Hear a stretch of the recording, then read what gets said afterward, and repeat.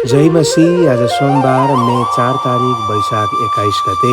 आजको शीर्षक रहेको छ तपाईको आत्माको मूल्य। यो परमेश्वरको ताजा वचन आज तपाईको लागि।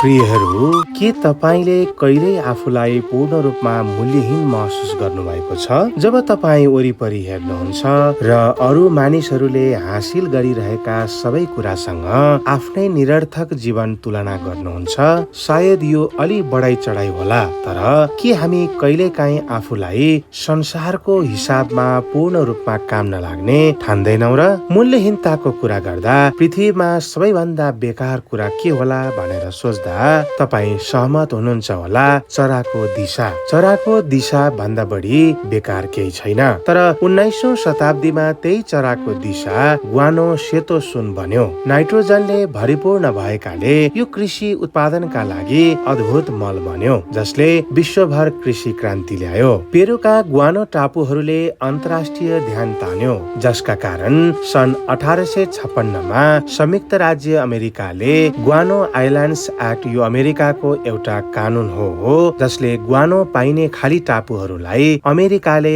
आफ्नो बनाउन सक्ने व्यवस्था गरेको थियो, पारित गर्यो, जसले अमेरिकी नागरिकहरूलाई ग्वानो भएको टापु दाबी गर्ने अधिकार दिइयो। सन् 1864 मा स्पेनले पेरुका चिन्चा टापुहरू कब्जा गर्यो, जसले युद्धलाई निम्तायो। एक दशकपछि चिली, पेरु र बोलिभिया बीच प्रशान्त युद्ध भयो। यी सबै युद्ध तेल वा सुनका लागि होइन, चराको दिशाका लागि थिए। एक अनौठो तर विश्व इतिहास युद्ध र अर्थतन्त्रमा ठूलो प्रभाव पार्ने स्रोत भयो। आज पनि त्यसभन्दा ठूलो संघर्ष चलिरहेको छ।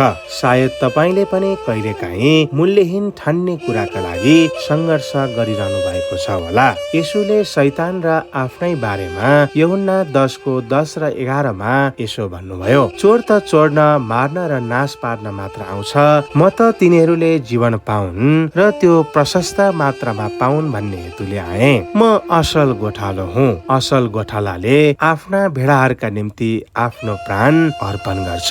चार्ल्स स्पर्जनले भनेका थिए, सोच्नुहोस् तपाईको आत्मा कति मूल्यवान छ, किनकि शैतानले त्यसलाई निरन्तर पछ्याइरहेको छ र राजाहरूका राजा येशू ख्रिस्टले त्यसका लागि आफ्नो जीवन अर्पण गर्नु भएको छ।